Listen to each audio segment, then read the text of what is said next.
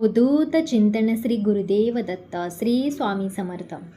आता गुरुचरित्र पारायणे वाचणार आहे आणि या पारायणामध्ये अशा काही चुका आहेत ज्या तुमच्या हातून होऊ नये यासाठी हा व्हिडिओ मी बनवत आहे.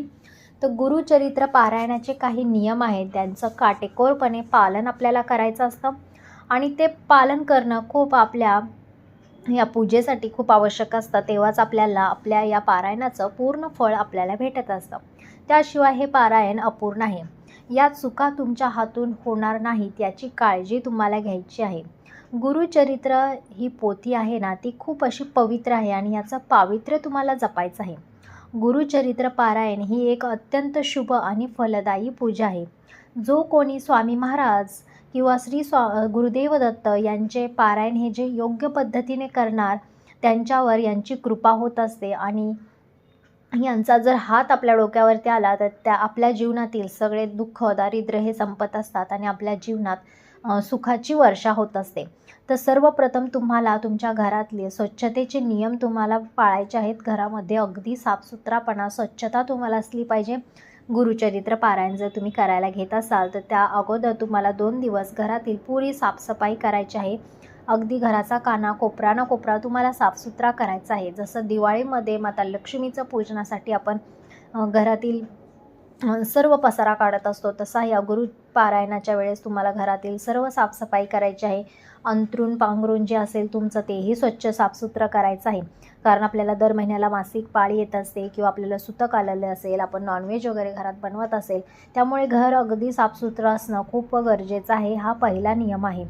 आणि त्यानंतर कारण आपल्या जेव्हा पारायण बसवत असतो तेव्हा साक्षात दत्तगुरू महाराज आपल्या घरी येत असतात आणि हे ग्रंथामध्ये देखील लिहिलेलं आहे की जेव्हा आपण पारायण वाचत असतो ना, तेव्हा साक्षात गुरुदेव दत्तांची फेरी आपल्या घराकडे एकदा ना एकदा कधी ना कधी होत असते आणि हे खूप पुण्याची गोष्ट आहे आपल्यासाठी. त्यामुळे त्यांच्या स्वागतासाठी आपल्याला अगदी घर साफसुथरं करायचं आहे, जेणेकरून आपल्या घरात त्यांनी वास करावा आणि आपल्या घरात ते असेच निरंतर अखंड आपल्या घरामध्ये येऊन ते राहावेत म्हणून. त्यानंतर आपला तर हा मार्गशीर्षच महिना आहे आणि हा असा खूप पवित्र महिना आहे. आपण या दिवशी माता लक्ष्मीची पूजा करत असतो. त्यामुळे तर आपण सर्व नॉनव्हेज वगैरे तर काही खात नाही, यात काही प्रश्नच नाही. पण ज्यांच्याकडे होत आहे त्यांनी या गुरुपारायणामध्ये ते अगदी कडकडीत बंद केलं पाहिजे. तुम्ही मांसाहार असेल, दारू पिणं असेल, हे गोष्टी या वेळेस घरात बिलकुलही चालणार नाहीत.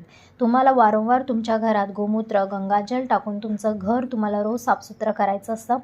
त्यानंतर पूजेची मांडणी ही ना पूर्व दिशेला तुम्हाला तोंड करून बसायचं असतं किंवा उत्तर दिशेला तुम्ही बसू शकता. या कालावधीमध्ये तुम्हाला पूजा मांडताना तुम्हाला कलश स्थापना करायची असते किंवा स्वामी समर्थ महाराजांचा फोटो मूर्ती असेल, श्री गुरुदेव दत्त महाराजांचा फोटो तुम्हाला ठेवायचा असतो. त्यानंतर एक गणपती बाप्पा तुम्हाला सुपारी म्हणून तिथं ठेवायची असते. शंख असेल, घंटा असेल आणि धूपदीप लावायचं असतं, फुले अर्पण करायचे असतात. त्यानंतर तुम्हाला एक तांबण घ्यायचं असतं, हातावरती तुम्हाला पाणी घ्यायचं असतं, अक्षदा, हळद, कुंकू, फूल ठेवायचं असतं. त्यानंतर तुम्हाला श्री गुरुदेव दत्तांना प्रार्थना करायची असते.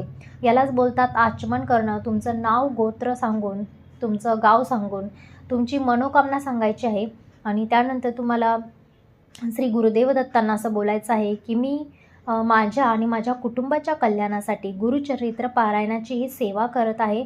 दत्त महाराज मला या पारायणामध्ये यशस्वी करा आणि माझ्या सर्व मनोकामना पूर्ण करा, अशी विनंती त्यांना करायची आहे आणि पाणी त्या तांबणामध्ये तुम्हाला सोडायचं आहे. त्यानंतर तुम्हाला या कालावधीमध्ये तुम्हाला उपवास करणं जर शक्य नसेल किंवा तुम्हाला जमत नसेल उपवास करणं किंवा एक टाईम उपवास केला तरीही चालेल.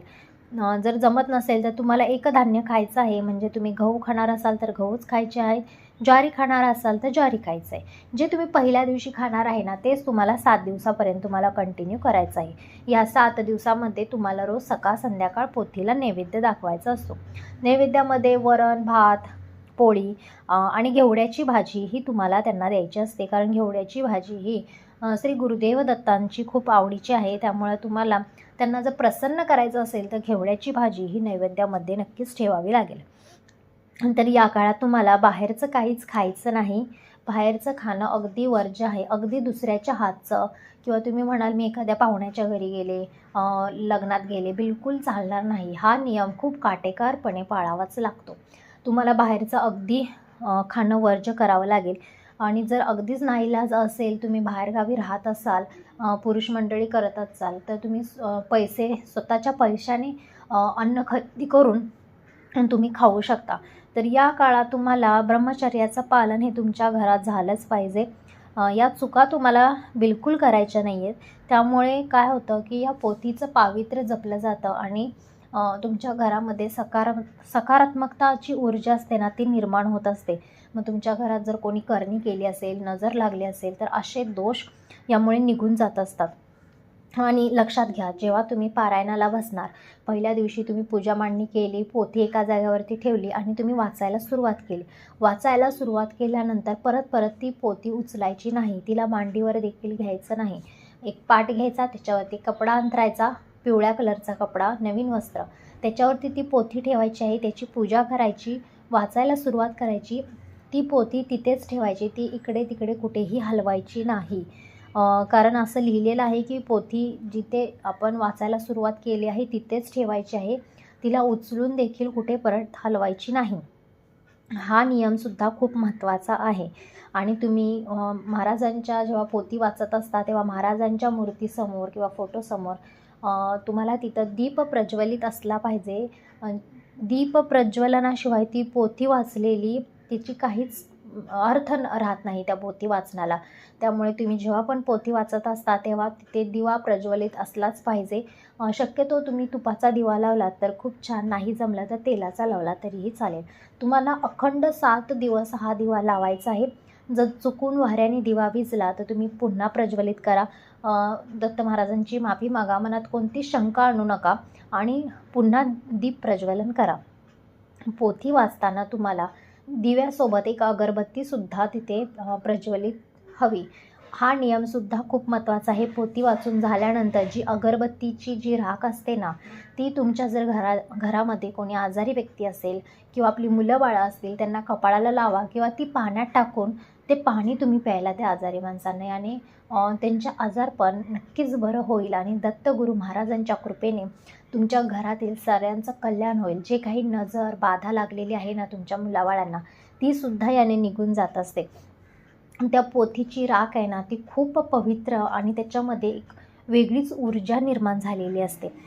त्यानंतर पोथी वाचनामध्ये तुम्हाला मध्ये सारखं उठायचं नाही आहे. तुम्ही एकदा पोथी वाचायला बसला, तुम्ही एकच टाईम घ्या पोथी वाचनाचा, या टायमिंगलाच तुम्हाला बसायचं असतं. मध्ये उठायचं नाही किंवा काही कारणास्तव तुम्हाला जर उठावं लागलं तर पुन्हा तुम्हाला पायावरती पाणी घ्यायचं आहे आणि नंतर पोथी वाचनाला तुम्हाला सुरुवात करायची आहे. त्यानंतर या काळामध्ये तुम्हाला रात्री झोपताना खाली जमिनीवरती एखादी बेडशीट टाकून किंवा एखादी चटई टाकून तुम्हाला झोपायचं आहे. गादीवरती झोपायचं नाही. हा नियमसुद्धा तितकाच महत्त्वाचा आहे. त्यानंतर डाव्या कुशीवरती तुम्हाला झोपायचं आहे. याने काय होतं की श्री गुरुदेव दत्त महाराज हे आपल्या स्वप्नामध्ये येऊन आपल्याला काहीतरी दृष्टांत देत असतात किंवा आपल्याला काहीतरी साक्षात्कार सांगत असतात. आपल्या जीवनाबद्दल आपल्याला काहीतरी ते सांगायचा प्रयत्न करत असतात. त्यामुळे शक्यतो पारायण जर चालू असेल तुमचं तर तुम्ही डाव्या कुशीवरती झोपायचा प्रयत्न करा. या दिवशी तुम्हाला कोणालाही अपशब्द बोलायचे नाहीत किंवा कोणाबद्दल वाईट चिंतन करायचं नाही. दिवसभर श्री गुरुदेव दत्त, श्री स्वामी समर्थ यांचा जप, यांच्याबद्दलच विचार तुम्हाला मनामध्ये तुम्हाला करायचे असतात. तुम्हाला यावेळेस शुद्ध मन ठेवायचं असतं. बघा, बोलतात पण, मन असता पवित्र सदा वाचावे गुरुचरित्र. शुद्ध अंतःकरण असेल, शुद्ध मन असेल ना, तर सगळ्याच गोष्टी साध्य होत असतात. त्यामुळे कोणालाही अपशब्द तुम्हाला करायचा नाही, भांडण तंटा कोणाशी करायची नाही. घरात जर वादावाद होत असतील तर तुम्हाला यावेळेस तुम्ही मौन व्रत धारण करा. तुम्ही स्वतःच्या चिंतनामध्ये राहून जा. त्यामुळे कोणाला तुम्ही शब्द बोलणार नाही आणि समोरूनसुद्धा भांडणासारखे शब्द निघणार नाहीत. या पारायणाच्या काळामध्ये घरात तुमच्या शांतता हवी, एकाग्रता तुमची जास्त पाहिजे. या काळामध्ये याची काळजी तुम्हाला घ्यावी लागेल. तुम्ही खूप प्रयत्न करा की घरामध्ये बिलकुलही या 7 दिवसांमध्ये भांडण नाही झालं पाहिजे. कारण अशा वाईट काही गोष्टी असतात ज्या आपल्याला भांडायला प्रवृत्त करत असतात किंवा आपल्या घरातल्यांना प्रवृत्त करत असतात. कुठेतरी आपलं या पूजेपासून आपल्याला बाहेर भटकवायचा प्रयत्न करत असतात, जेणेकरून आपल्याला आपल्या पूजेचं पूर्ण फळ भेटू नये किंवा त्या वाईट शक्ती आपल्या घरातून जाऊ नये, यासाठी त्या प्रयत्न करत असतात. तर याची तुम्हाला काळजीही घेतली पाहिजे. हे विचार तुम्ही घरातल्या सर्वांना तुम्ही सांगितले पाहिजेत की आपण या काळामध्ये भांडलं नाही पाहिजे. आपण गुरुदेव दत्त येणार आहेत आपल्या घरात. आपण त्यांची नित्यनियमाने रोज पूजा, अर्चना, आरती हे सर्वांनी बसून करायचं आहे. सर्वांनी दत्त महाराजांचे जप करायचे आहेत. त्यानंतर 7व्या दिवशी एका सुवासिन ब्राह्मणाला तुम्हाला जोडप्याला भोजनासाठी बोलवायचं आहे. त्यांना दान, धर्म, शिदा, दक्षिणा तुम्हाला द्यायचं आहे आणि दत्त जयंतीला तुम्हाला उपवास करायचे आहेत. तर हे असे नियम आहेत, ज्या नियमांचं तुम्हाला अगदी काटेकोरपणे पालन करावं लागेल. ह्या चुका तुमच्या हातून होऊ देऊ नका, तेव्हाच तुम्हाला पूजेचं पूर्ण फळ भेटत असतं. तर अशी होती आजची माहिती आणि अजून लोकांपर्यंत पोचवा, जेणेकरून जर कोणी गुरुपारायण करणार असेल तर त्यांना देखील ही माहिती असणं खूप गरजेचं आहे. तर आपल्या या व्हिडिओला लाईक, शेअर करायला विसरू नका.